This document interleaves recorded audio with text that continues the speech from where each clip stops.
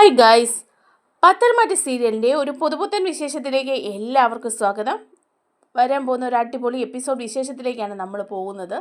ഇപ്പോഴാണെങ്കിൽ അനന്തപുരിയിലെ ചന്തുമോളെ ഉപദ്രവിച്ചുകൊണ്ടേ ഇരിക്കുകയാണ് കേട്ടോ. നമ്മുടെ അനാമികയും ജലജയും ജാനകിയും ഒക്കെ ആ കുട്ടിയെ കണ്ണെടുത്ത് കാണാൻ മേലെ നമ്മുടെ അനാമികയ്ക്കാണെങ്കിൽ. പക്ഷേ മുത്തച്ഛൻ അവിടെ വാണിംഗ് തന്നെ കൊടുത്തിട്ടുണ്ട്, ഇനി ആരും ചന്തുമോളെ ഉപദ്രവിക്കാൻ പാടില്ല എന്നുള്ള കാര്യം. എന്നിട്ട് അനാമികയോട് മുത്തച്ഛൻ മാപ്പ് പറയുക വരെ ചെയ്തു. അത്രയ്ക്ക് കെയർ ചെയ്യുന്നുണ്ട് അവിടെ ചന്തുമോളെ. അതേസമയം ആദർശിൻ്റെ കുഞ്ഞാണ് എന്ന് പറഞ്ഞിട്ടൊരു പ്രശ്നമൊക്കെ ഉണ്ടാക്കാൻ അഭി നോക്കുന്നുണ്ട്. പക്ഷേ ഇതിൻ്റെ സത്യാവസ്ഥ അറിയാൻ നയന തന്നെ തീരുമാനിക്കുകയാണ്. അങ്ങനെ നയന ചന്തുമോളുമായിട്ട് പോവാണ് കേട്ടോ അനഘയുടെ വീട്ടിലേക്ക്. അവിടെ ചെല്ലുമ്പോൾ ചില നിർണായക തെളിവുകളൊക്കെ നയനയ്ക്ക് ലഭിക്കുകയാണ് ചെയ്യുന്നത്. ആ വിശേഷങ്ങളിലേക്കാണ് നമ്മൾ പോകുന്നത്. നമ്മുടെ വീഡിയോ ഇഷ്ടമായാൽ ഒന്ന് ലൈക്ക് ചെയ്യണേ, ചാനൽ കൂടി ഒന്ന് സബ്സ്ക്രൈബ് ചെയ്ത് സപ്പോർട്ട് ചെയ്യണേ. അങ്ങനെ ദേവയാനി ആദർശിനെ അടിച്ചിരിക്കുകയാണ്. എന്താണെന്ന് വെച്ചാൽ ഇങ്ങനെ ഒരു കാര്യം നീ ചെയ്തിരിക്കുമെന്ന് പറഞ്ഞിട്ട്. കാരണം നീ നയനയെ കൂടി നീ പറ്റിക്കുമായിരുന്നോ, ഈ കുട്ടിയെ നീ പറ്റിക്കുമായിരുന്നോ എന്നൊക്കെ ചോദിച്ച് ദേവയാനി ബഹളം വയ്ക്കുകയാണ് ചെയ്യുന്നത് ആദർശിനോട്. പക്ഷേ അതിലൊന്നും ഒരു കാര്യമില്ല. അത് കഴിഞ്ഞ് കാര്യം പറയുമ്പോൾ ദേവയാനിക്ക് മനസ്സിലാവുകയാണ്. ദേവയാനി ആദ്യത്തെ ഒരു ദേഷ്യത്തിലാണ് ആദർശിനോട് ദേഷ്യപ്പെടുന്നത്. പക്ഷേ ആദർശിനത് ഭയങ്കര വിഷമാവുകയാണ് ചെയ്യുന്നത്. ആദർശ് മുറിയിലേക്ക് കയറിപ്പോവാണ്. അപ്പോൾ നയനയും പുറകെ ചെല്ലുന്നുണ്ട് കേട്ടോ. അപ്പോൾ നയന അവിടെ ചെന്നിട്ട് ആദർശിനോട് പറയുന്നുണ്ട്, വിഷമിക്കേണ്ട, അമ്മയുടെ മനസ്സിൻ്റെ ബുദ്ധിമുട്ടുകൊണ്ടായിരിക്കും അങ്ങനെ ചെയ്തത്. ആദർശേട്ടൻ അങ്ങനെ പോലും എന്നെ വിഷമിപ്പിക്കരുതെന്ന് അമ്മ വിചാരിച്ചിട്ടുണ്ടാവും എന്ന് പറയുകയാണ്. അപ്പോൾ ആദർശ് പറയാണ്, എന്നാലും നിങ്ങളൊക്കെ എങ്ങനെ ഇങ്ങനെ അവിശ്വസിക്കുന്നു? എന്നെ ഇത്രയധികം അറിയാവുന്ന അമ്മ കൂടി എന്നെ അവിശ്വസിച്ചപ്പം അതെന്താ ചെയ്യേണ്ടത് ഞാൻ എന്നിങ്ങനെ പറയുമ്പം നയന പറയാണ്, ആദർശേട്ടാ അതൊക്കെ അങ്ങ് ക്ഷമിക്കുക, അമ്മ ചെയ്യേണ്ട കാര്യം തന്നെയാണ് ചെയ്തത്. അല്ലാതെ അപ്പച്ചി ചെയ്യുന്ന പോലെ അവിയെ ചേർത്ത് നിർത്തുകയല്ല ചെയ്യേണ്ടത്. മകനൊരു തെറ്റ് ചെയ്തെന്ന് കണ്ട അവനതിന് തക്കതായ ശിക്ഷ കൊടുക്കുകയോ ഉപദേശിക്കുകയോ ഒക്കെ ചെയ്യേണ്ടതാണ് അമ്മ.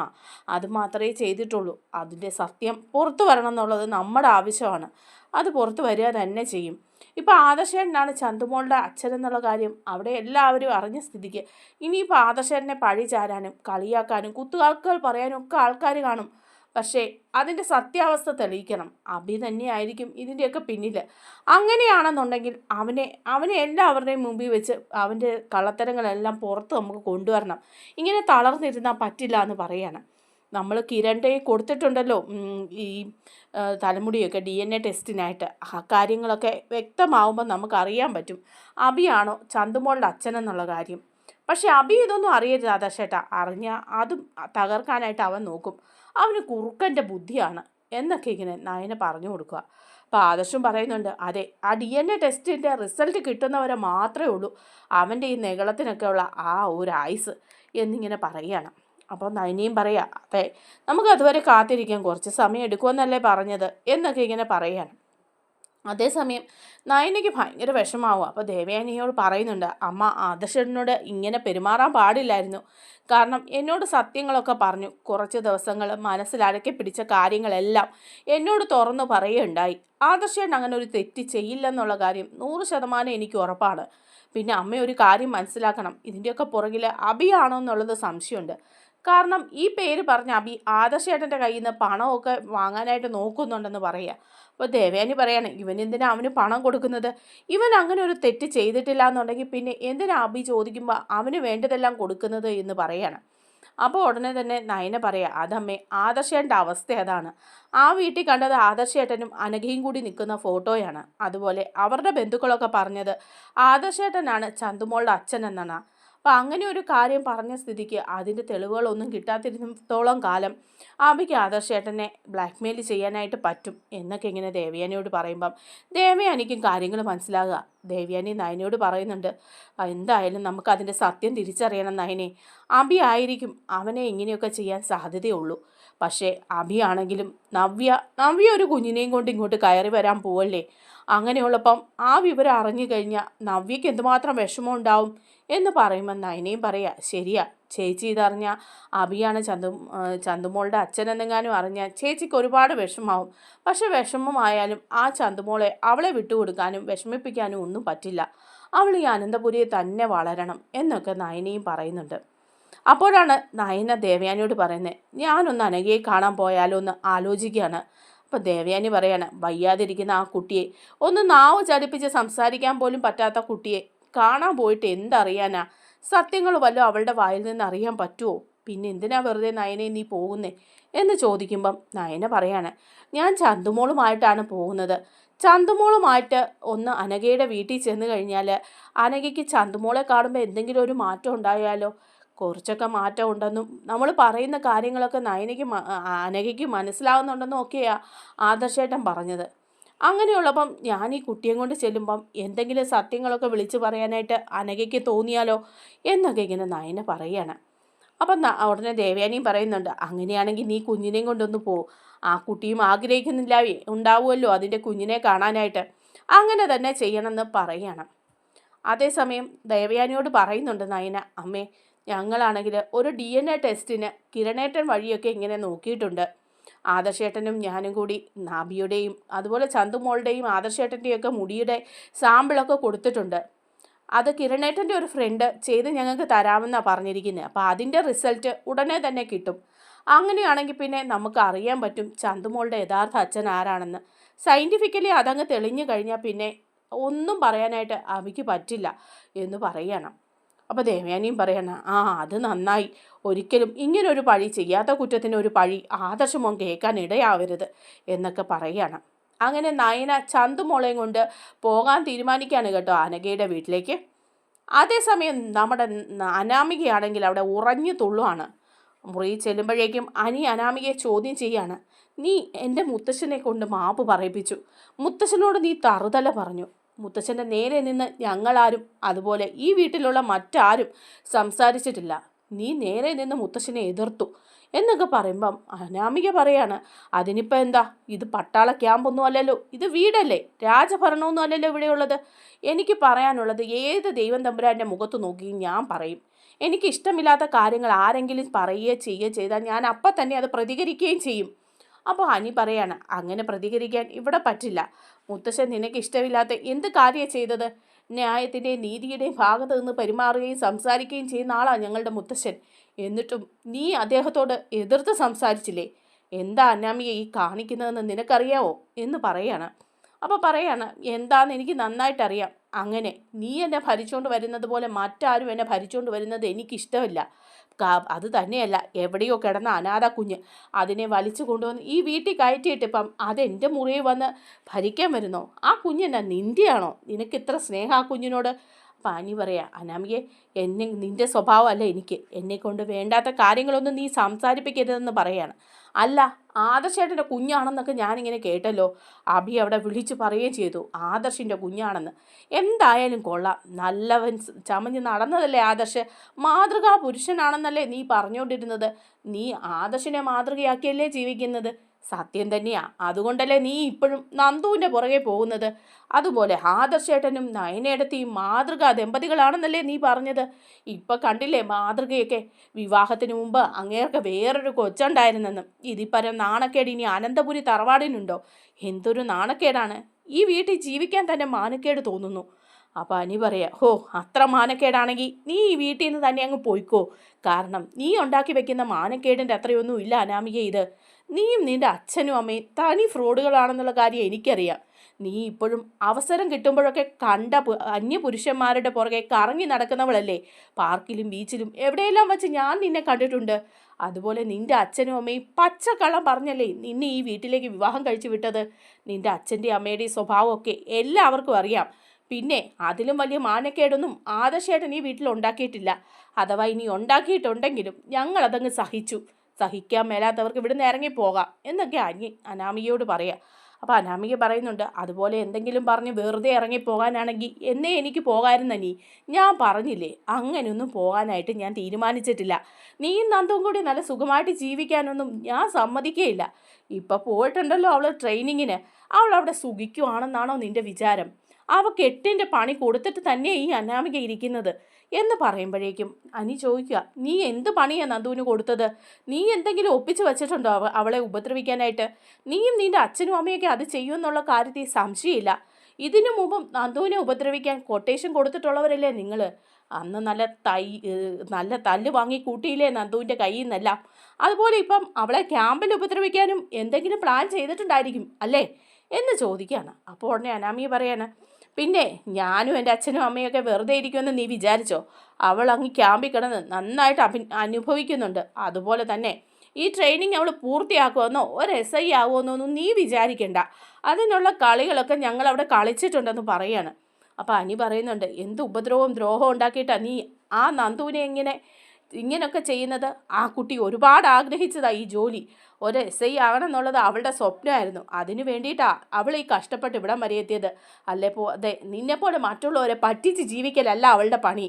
അവൾ അവിടെ പോയി കഴിയുമ്പം അവൾക്ക് ആ ട്രെയിനിങ് കംപ്ലീറ്റ് ആക്കാൻ പറ്റാത്ത രീതിയിൽ എന്തെങ്കിലും നീ ഒപ്പിച്ച് വച്ചിട്ടുണ്ടായിരിക്കും അല്ലേ എന്നൊക്കെ ഇങ്ങനെ അനിയും ചോദിക്കുമ്പം അനാമിക പറയുന്നുണ്ട്, ഉണ്ട്, നീ കണ്ടുപിടിക്കേ, ഇല്ലെങ്കിൽ കാമുകിയെ വിളിച്ച് ചോദിക്ക് അവൾ അവിടെ എന്തൊക്കെ അനുഭവിക്കുന്നുണ്ടെന്ന്. അതിനൊക്കെ കാരണക്കാരി ഞാനാണെന്ന് തന്നെ വിചാരിച്ചു. ഇതെൻ്റെ വിജയവാ എന്നൊക്കെ ഇങ്ങനെ അനാമിക അവിടെ വെല്ലുവിളിക്കുകയും ചെയ്യാണ് കേട്ടോ. അപ്പോൾ എനിക്ക് ആകെപ്പാടെ ടെൻഷൻ ആവുകയാണ് കേട്ടോ. നന്ദുവിനെ ഉപദ്രവിക്കാനായിട്ട് എന്തോ കൊട്ടേഷൻ പണി കൊടുത്തിട്ടുണ്ട് അനാമിക എന്ന് എനിക്ക് മനസ്സിലാവുകയാണ്. അതേസമയമാണെങ്കിൽ അനാമിക ഇതിൻ്റെയൊക്കെ ദേഷ്യത്തിലാണ് കേട്ടോ. അതുപോലെ ആദർശിൻ്റെ കുഞ്ഞാണ് ചന്തുമോളെന്നുള്ള വിവരം അറിഞ്ഞല്ലോ. അപ്പോൾ അത് ഒന്ന് വിളിച്ച് വീട്ടിലേക്ക് പറയുകയും ചെയ്യണം. ആ ചന്തുമോളെ എങ്ങനെയെങ്കിലും ഇവിടുന്ന് ഓടിക്കുകയും ചെയ്യണം എന്നൊക്കെ ഉള്ളൊരു വിചാരത്തിൽ നേരെ വിളിക്കുകയാണ് കേട്ടോ നമ്മുടെ രേവതിയെ വിളിച്ചിട്ട് ഫോൺ എടുക്കുന്നത് രേവതിയാണ്. അപ്പോൾ പറയണം, അമ്മയോട് എനിക്ക് കുറച്ച് കാര്യങ്ങളൊക്കെ സംസാരിക്കാനുണ്ട്. ഒരു വശത്തുനിന്ന് നല്ല സന്തോഷമുള്ള കാര്യങ്ങളാണ്, പിന്നെ മറുവശത്ത് എനിക്ക് ചില കല്ലുകടികളും ഉണ്ടെന്ന് പറയുക. എന്താ മോളെ അനന്തപുരിയിലെ വിശേഷങ്ങളൊക്കെ? അനി ഇപ്പോഴും ഇടഞ്ഞു തന്നെ ആയിരിക്കല്ലേ? അത് പിന്നെ പോട്ടെ, നമുക്ക് അവൻ്റെ വഴിക്ക് അങ്ങ് വിടാം. പക്ഷേ നീ അവിടെ പിടിച്ചു നിൽക്കുക തന്നെ ചെയ്യണമെന്ന് പറയുകയാണ്. അങ്ങനെ ഒക്കെ കഴിയുമ്പോഴേക്കും ഉടനെ തന്നെ പറയുകയാണ്, അതെ, ഇവിടെ ഒരു വലിയ രഹസ്യം പൊട്ടിയിട്ടുണ്ട്. ഞാൻ പറഞ്ഞില്ലായിരുന്നു ഒരു കൊച്ചിനെ ഇവിടെ കൊണ്ട് നിർത്തിയിട്ടുണ്ടെന്ന്. ചന്തുമോള് ആരുമില്ലാത്ത അനാഥ കുഞ്ഞാണെന്നും പറഞ്ഞാണ് മുത്തശ്ശൻ ഇവിടെ കൊണ്ടുവന്നത്. പക്ഷേ അവൾ ആരുമില്ലാത്ത കുഞ്ഞല്ല, അതിന് അമ്മയുണ്ട്, അച്ഛനും ഉണ്ട്. അപ്പോൾ രേവതി ചോദിക്കുക, അതിൻ്റെ അമ്മയും അച്ഛനും ഒക്കെ എവിടെയാ? പിന്നെന്തിനാ അതിനെ അങ്ങോട്ട് കൊണ്ടുവന്നിരിക്കുന്നത്? ഇപ്പോൾ ഉള്ള പാറകളൊന്നും പോരെ? ഇനിയിപ്പോൾ ചന്തുമോളെയും കൂടി കൊണ്ടുവന്ന് താമസിപ്പിക്കണമായിരുന്നോ എന്നൊക്കെ ഇങ്ങനെ പറയുമ്പോഴേക്കും അനാമിക പറയാണ്, വെറുതെ ഒന്നും അല്ല കൊണ്ടുവന്നത്. ആദർശിൻ്റെ കൊച്ചാത്. അവന് കല്യാണത്തിന് മുമ്പുണ്ടായിരുന്ന ഒരു ബന്ധത്തിലുള്ള കൊച്ച്. അതിൻ്റെ തള്ളയാണെങ്കിൽ ഇപ്പോൾ വയ്യാതെ കിടക്കുകയാണ്. അതുകൊണ്ടാണ് അതിനെ അങ്ങോട്ട് കൊണ്ടുവന്നിരിക്കുന്നത്. അവളിപ്പം കോമ സ്റ്റേജിലാണ്. അതുകൊണ്ട് തന്നെ ഒന്നും ആരും അറിഞ്ഞിട്ടില്ല. ആദർശിൻ്റെ കുഞ്ഞായതുകൊണ്ടല്ലേ മുത്തശ്ശൻ അങ്ങോട്ട് കൊണ്ടുവന്നത്. അല്ലെങ്കിൽ അങ്ങോട്ട് കൊണ്ടുവരുമെന്ന് നിങ്ങൾ ആരെങ്കിലും വിചാരിക്കുന്നുണ്ടോ? അഥവാ ആ കൊച്ചിനി അബിയയുടെ വല്ലതും ആയിരുന്നെങ്കിൽ അവിടെ എങ്ങും മുത്തശ്ശൻ കയറ്റില്ലായിരുന്നു. ആദർശിൻ്റെ കൊച്ചായതുകൊണ്ടാണ് മുത്തശ്ശൻ അവിടെ കയറ്റി താമസിപ്പിച്ചിരിക്കുന്നത്. ഇതിപ്പോൾ എനിക്ക് വല്ലാത്തൊരു ശല്യം കൂടി ആയിരിക്കുകയാണ്. അപ്പോൾ രേവതി പറയാ, അത്രയും വലിയ സംഭവമൊക്കെ നടന്ന്. അപ്പോൾ ആദർശിനെ പൂട്ടാനൊരു വഴിയായി. ആദർശും നയനയും എന്തുമാത്രം അഹങ്കരിച്ചു. ഇനിയിപ്പോൾ നിനക്ക് ഇടയ്ക്കിടയ്ക്ക് എടുത്ത് പ്രയോഗിക്കാമല്ലോ. എന്തായാലും ആ കൊച്ചിനെ നമുക്ക് അവിടെ നിന്ന് ഒഴിവാക്കണം. ഇല്ലെന്നുണ്ടെങ്കിൽ സ്വത്തിൻ്റെ ഒരു വീതം ആ കൊച്ചിനും പോവും. ഓരോ ശല്യങ്ങളൊക്കെ ഒഴിവാക്കി വരുമ്പം ഓരോ സ്ഥലത്തുനിന്ന് വലിഞ്ഞു കയറി വരുവാണല്ലോ ഇങ്ങനെ. എന്തായാലും എനിക്കിത് കേട്ടപ്പോൾ ഭയങ്കര സന്തോഷം തോന്നുന്നു എന്ന് പറയാണ് രേവതി. അപ്പോഴേക്കും ഉടനെ അനാമിക പറയാണ്, ഭയങ്കര സന്തോഷം. അമ്മ അവിടെ സന്തോഷിച്ചോ? ആ കിളവനും കിളവിയും കൂടെ ആ കൊച്ചിനെ എടുത്ത് തലയിൽ വെച്ചിരിക്കുക. നയന എന്ന് പറയുന്നവളാണെങ്കിൽ അതിനെ താഴെ വയ്ക്കുകയില്ല. അപ്പോൾ ഉടനെ രേവതി ചോദിക്കുക, നയനയോ? അവൾക്കിതിലൊരു വിഷമവും ഇല്ലേ? ആദർശിൻ്റെ അവിഹിത ബന്ധത്തിലുണ്ടായ കുഞ്ഞിനെ കണ്ടിട്ട് അവൾ പ്രശ്നമൊന്നും ഉണ്ടാക്കിയില്ലേ?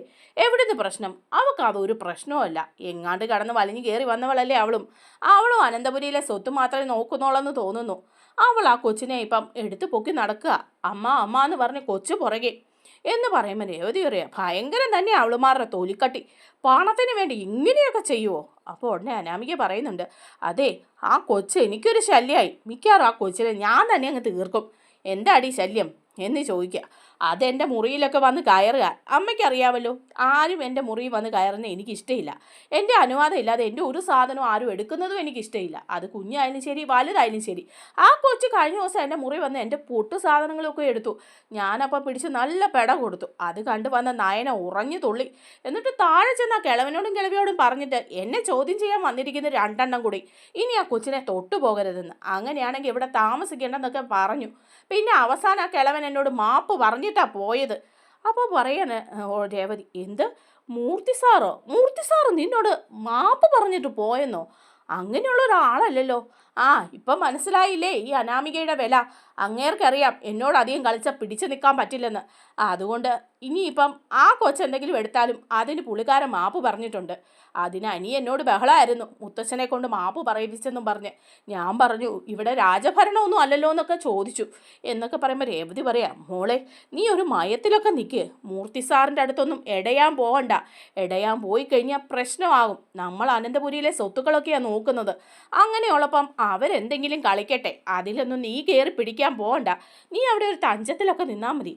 പിന്നെ 3-4 വയസ്സുള്ള കൊച്ചല്ലേ, അത് മുറിയിലെങ്ങാൻ കയറി വന്നിട്ട് ഇറങ്ങി പോട്ടെ. ആവശ്യമില്ലാതെ നീ അതിനെ ഉപദ്രവിക്കാൻ പോകണ്ട. അവിടെ നിന്നെങ്ങാനും ആ കിളവൻ ഇറക്കി വിട്ടാൽ പിന്നെ എന്താ ചെയ്യാന്നറിയാവോ? അതൊക്കെ എനിക്കറിയാം. ഞാനൊരു ഗുമ്മിന് എന്നെ ഇവിടെ നിന്ന് ഇറക്കി വിട്ടാൽ ഞാൻ എൻ്റെ വീട്ടിൽ പോകും. അവിടെ എൻ്റെ അച്ഛനും അമ്മയും സുഖമായിട്ട് എന്നെ നോക്കൂന്നൊക്കെ അങ്ങ് പറഞ്ഞിരിക്കുക. പക്ഷേ എനിക്കല്ലേ കാര്യങ്ങൾ അറിയുള്ളൂ എന്നിങ്ങനെ പറയുകയാണ് കേട്ടോ. അങ്ങനെ അവരും അക്കാര്യങ്ങളൊക്കെ ഡിസ്കസ് ചെയ്യാണ്. അങ്ങാടി പാട്ട് പോലെ ആയിരിക്കുകയാണ് കേട്ടോ ചന്തുമോൾ ആദർശിൻ്റെ കുഞ്ഞാണെന്നുള്ള കാര്യം. അതേസമയം അബിയാണെങ്കിൽ ഗുണ്ടകളോട് പറയുന്നുണ്ട്, എങ്ങാനും ഇനി ആ അനഘ എണീറ്റ് വന്നു കഴിഞ്ഞാൽ സകല കാര്യങ്ങളും തീരും. കാരണം ഇപ്പോൾ ആദർശിൻ്റെ കൊച്ചാണെന്നുള്ള രീതിയിലാണ് അനന്തപുരി കാര്യങ്ങളൊക്കെ പോകുന്നത്. അവൻ്റെ ഭാര്യയ്ക്കും മുത്തശ്ശിക്കും ഒന്നും ഒരു കുഴപ്പവും ഇല്ലെങ്കിലും ചെറിയ പൊട്ടിത്തെറികളൊക്കെ ഉണ്ടാകുന്നുണ്ട്. അവനെ ബ്ലാക്ക് മെയിൽ ചെയ്യാൻ ഇനിയിപ്പോൾ പറ്റിയില്ലെങ്കിലും എന്തായാലും അവൻ്റെ കുടുംബജീവിതത്തിലും മറ്റുള്ളവർ അവനെ തലയിലെടുത്ത് വയ്ക്കുന്നതിനും കുറേ കുറവ് വന്നല്ലോ. എന്തെങ്കിലും പറയുമ്പം ആദർശിനെ മാതൃകയാക്കാനാണ് പറഞ്ഞുകൊണ്ടിരുന്നത്. ഇനിയിപ്പോൾ വീട്ടിലാരും അങ്ങനെയൊന്നും പറയാൻ പോകുന്നില്ല. പക്ഷെ കൊച്ചെൻ്റെ ആണെന്ന് അറിഞ്ഞാൽ പിന്നെ ഈ വീടിൻ്റെ പരിസരത്ത് പോലും എന്നെ ആ മുത്തശ്ശൻ അടുപ്പിക്കുകയില്ല. എന്നെ അമ്മയും കൂടി ഇറക്കി വിടും. അതുകൊണ്ട് അനഘയുടെ കൈയും കാലും എന്തെങ്കിലും ചലനശേഷി ഉണ്ടായാൽ നീ നിങ്ങളത് ഇപ്പം തന്നെ അറിയിക്കുകയും ചെയ്യണം. അവളെ അങ്ങ് ഇല്ലാതാക്കുകയും ചെയ്തേക്കണം കേട്ടോ. പിന്നെ ഇവിടെ ആരൊക്കെ വരുന്നുണ്ട് പോകുന്നുണ്ട് എന്നുള്ളതിലൊക്കെ ഒരു വ്യക്തമായ കണ്ണ് നിങ്ങളുടെ വേണം. ആവശ്യമില്ലാതെ ആരെങ്കിലും ഈ വീട്ടിൽ വരികയോ അനഘയായിട്ട് സംസാരിക്കുകയോ അനഘയെ കാണാൻ വരുമോ ഒന്നും ചെയ്യരുത്. നിങ്ങളത് പ്രത്യേകം ശ്രദ്ധിച്ചോണമെന്ന് പറയുന്നുണ്ട്. അതേസമയം നമ്മുടെ നയനയാണെങ്കിൽ എങ്ങനെയെങ്കിലും അനഘയെ പോയിന്ന് കാണാൻ തന്നെ തീരുമാനിച്ചിരിക്കുക. അങ്ങനെ ചന്തുമോളെ ഒരുക്കി അനഘയെ കാണാനായിട്ട് പോവുകയാണ് കേട്ടോ നയന അനഘയുടെ വീട്ടിൽ ചെല്ലുന്നുണ്ട്. അപ്പോൾ അനഘയുടെ ജോലിക്കാരി അവിടെയുണ്ട് കേട്ടോ. അപ്പോൾ നയന കുഞ്ഞുമായിട്ട് കയറി വരുമ്പോഴേ തന്നെ ജോലിക്കാരി ചോദിക്കുന്നുണ്ട്, ഇതാണ് അനഘമോളുടെ കുട്ടിയെന്ന് ചോദിക്കുക. അപ്പോൾ പറയുന്നുണ്ട്, അതെ ഇതാണ് ചന്തുമോള്, അനഘയുടെ കുഞ്ഞാണെന്ന് പറയുക നയന. അപ്പം അനഘയ്ക്ക് കുഞ്ഞിനെ കാണുമ്പം ഒരുപാട് സന്തോഷമാവും എന്ന് പറയുമ്പം നയന ചോദിക്കുന്നുണ്ട്, നമ്മൾ പറയുന്ന കാര്യങ്ങളൊക്കെ അനഘയ്ക്ക് മനസ്സിലാവോ? എന്തെങ്കിലും മാറ്റമുണ്ടോ ചേച്ചി എന്ന് ചോദിക്കുക. മാറ്റമൊന്നും പറയാറായില്ലെങ്കിലും കണ്ണുകളിലൊക്കെ ചലനമുണ്ട്. ഇടയ്ക്ക് കിടന്ന് കരയുന്നത് കാണാം. അത് ഈ കുഞ്ഞിനെ ഓർത്തിട്ടായിരിക്കും എന്ന് പറയുമ്പം നയന അനഘയോട് പറയാണ്, അനഘ ഒന്നും കൊണ്ടും വിഷമിക്കേണ്ട, കുഞ്ഞ് എൻ്റെ കൂടെയുണ്ട്. ഞാനിപ്പോൾ അവൾക്ക് അമ്മയാണ്. എൻ്റെ കുഞ്ഞിനെ പോലെ തന്നെയാണ് നോക്കുന്നത്. അനന്തപുരിയിൽ എല്ലാവരും തന്നെ അങ്ങനെയാണ്. ഒരു പക്ഷേ ആൾക്കാർ എതിര് നിൽക്കുന്നുണ്ടെങ്കിലും മൂർത്തി മുത്തശ്ശനും മറ്റുള്ളവരും എല്ലാം കുഞ്ഞിനൊപ്പം തന്നെയാണ്. കുഞ്ഞിന് ഒരു കുറവും വരുത്തരുതെന്നാണ് മുത്തശ്ശൻ പറഞ്ഞിരിക്കുന്നത്. മുത്തശ്ശൻ്റെ കൈകളിലല്ലേ ഈ കുഞ്ഞിനെ കെട്ടിയിരിക്കുന്നത്. അതുകൊണ്ട് അനഘ ഇനി ഒന്നും ഓർത്ത് ടെൻഷൻ അടിക്കണ്ട. ഈ സമയത്ത് എത്തേണ്ടിടത്ത് തന്നെയാണ് കുഞ്ഞ് എത്തിയിരിക്കുന്നത്. പിന്നെ കുഞ്ഞിൻ്റെ അച്ഛനെ സംബന്ധിച്ചുള്ള ഒരു തർക്കം, ആദർശേട്ടനല്ല കുഞ്ഞിൻ്റെ അച്ഛനെന്നുള്ള കാര്യം എനിക്കറിയാം. ആദർശേട്ടൻ എന്നോട് എല്ലാം തുറന്നു പറഞ്ഞു. അനഘയ്ക്കും ഇക്കാര്യങ്ങളൊക്കെ അറിയാം. പക്ഷേ അനഘയ്ക്ക് അതൊന്നും തുറന്നു പറയാൻ പറ്റുന്നില്ലെന്ന് എനിക്ക് മനസ്സിലാവുന്നുണ്ട്. പിന്നെ ഇവിടെ എന്തോ ചതിയൊക്കെ നടന്നിട്ടുണ്ട് അനഘയെ. അതുകൊണ്ടല്ലേ ആദർശേട്ടൻ്റെയും അനഘയുടെയും കൂടെ ഫോട്ടോ ഈ വീട്ടിൽ വരികയും ബന്ധുക്കളെന്ന് പറയുന്ന ചിലർ ആദർശേട്ടനാണ് കൊച്ചിൻ്റെ അച്ഛനെന്ന് പറയുകയൊക്കെ ചെയ്തത്. അതുകൊണ്ട് എന്തൊക്കെയോ കളികൾ നടക്കുന്നുണ്ട്. അനഘയും ചില കാര്യങ്ങളിലൊക്കെ സൂക്ഷിക്കണം എന്ന് പറയാണ്. എന്നിട്ട് ചോദിക്കുന്നുണ്ട്, അനഘേ അഭിയാണോ കുഞ്ഞിൻ്റെ അച്ഛൻ? അഭിയെ ഞങ്ങൾക്ക് എല്ലാവർക്കും ഒരു സംശയമുണ്ട്. അവനാണെങ്കിൽ എന്തെങ്കിലും സമയത്ത് സത്യം തെളിയും. ആ കാര്യത്തിൽ അനഘ വിഷമിക്കുകയൊന്നും വേണ്ട. DNA ടെസ്റ്റിനൊക്കെ ഞങ്ങൾ കൊടുത്തിട്ടുണ്ട് രഹസ്യമായിട്ട്. അതുകൊണ്ട് അനഘ ആ കാര്യത്തിൽ പേടിക്കണ്ടെന്ന് പറയുകയാണ് കേട്ടോ. അപ്പോൾ അനഘ ഇങ്ങനെ പൊട്ടിക്കരയാണ്. അപ്പോൾ ചന്തുമോള് അനഘയുടെ അടുത്തേക്ക് ഇങ്ങനെ ചെല്ലുക. അപ്പോൾ അനഘ പതുക്കെ ഇങ്ങനെ കൈയനക്കി ചന്തുമോളെ ഇങ്ങനെ തൊടുകയാണ് കേട്ടോ. അപ്പം നയനയ്ക്ക് അത്ഭുതം തോന്നുകയാണ്. നയന ഇപ്പോൾ ആ ജോലിക്കാരിയോട് പറയുന്നുണ്ട്, അനഘ കൈകളൊക്കെ അനക്കുന്നുണ്ട്, കണ്ണ് നിറഞ്ഞ് ഒഴുകുന്നുണ്ടെന്നൊക്കെ പറയാം. അപ്പോൾ ജോലിക്കാരി പറയുന്നുണ്ട്, കുഞ്ഞിനെ കണ്ടിട്ടുള്ള മാറ്റമായിരിക്കും, മാറിയാൽ മതിയായിരുന്നു. ആ കുട്ടിയൊന്ന് സംസാരിച്ചാൽ മതിയായിരുന്നു. ഈ കുഞ്ഞിൻ്റെ അച്ഛൻ ആരാണെന്നൊന്ന് തുറന്നു പറഞ്ഞാൽ മതിയായിരുന്നു എന്നൊക്കെ ഇങ്ങനെ പറയുകയാണ്. അപ്പോഴേക്കും അനഘ കൈകൊണ്ട് തന്നെ അവിടെ ഒരു അലമാരിയിലേക്ക് ഇങ്ങനെ ചൂണ്ടിക്കാണിക്കുന്നുണ്ട് നയനയെ. ഒരു കൈ മാത്രം ജസ്റ്റ് ഒന്ന് അനങ്ങുന്നുണ്ട് കേട്ടോ. അങ്ങനെ ചൂണ്ടിക്കാണിക്കുമ്പോഴേക്കും ഉടനെ നയന പറയാം, എന്താ അനഘ അവിടെ, എന്താ അലമാരിയിലുള്ളത്, എന്തെങ്കിലും ഉണ്ടോ എന്ന് പറയണം. അപ്പോൾ നയനയുടെ കണ്ണിങ്ങനെ നിറഞ്ഞൊഴുകുക. അപ്പം നയന അവിടെ പോയിട്ട് നോക്കുവാണ് കേട്ടോ. നമ്മുടെ അലമാരി തുറന്ന് നോക്കുമ്പം അതിൻ്റെ അകത്തൊരു ഡയറി ഉണ്ട്. അതിൽ കുറേ കാര്യങ്ങൾ എഴുതി വച്ചിട്ടുണ്ട് അനഘ. അഭിയുമായിട്ടുള്ള നേരത്തെ തൊട്ടുള്ള ബന്ധത്തെക്കുറിച്ചും കുഞ്ഞുണ്ടായതിനെക്കുറിച്ചും അനഘ വിദേശത്തേക്ക് പോയതും തിരിച്ചു വന്നതും അസുഖമുണ്ടായതും പിന്നെ കാര്യങ്ങളെല്ലാം അഭിയോട് തുറന്നു പറഞ്ഞതും ഇതിൻ്റെ എല്ലാം ഡീറ്റെയിൽസും അഭിയും അനഘയും കൂടി നിൽക്കുന്ന പഴയ കുറേ ഫോട്ടോസും അങ്ങനെയൊക്കെ ആ ഡയറിയിലുണ്ട്. ഇതെല്ലാം എടുത്ത് നയന വായിച്ചു നോക്കുകയാണ്. അപ്പം നയനൻ്റെ കണ്ണ് നിറഞ്ഞൊഴുകാണ് കേട്ടോ, അനഘയുടെ ജീവിതത്തിൻ്റെ ആ ഒരു രഹസ്യങ്ങളൊക്കെ അറിഞ്ഞിട്ട്.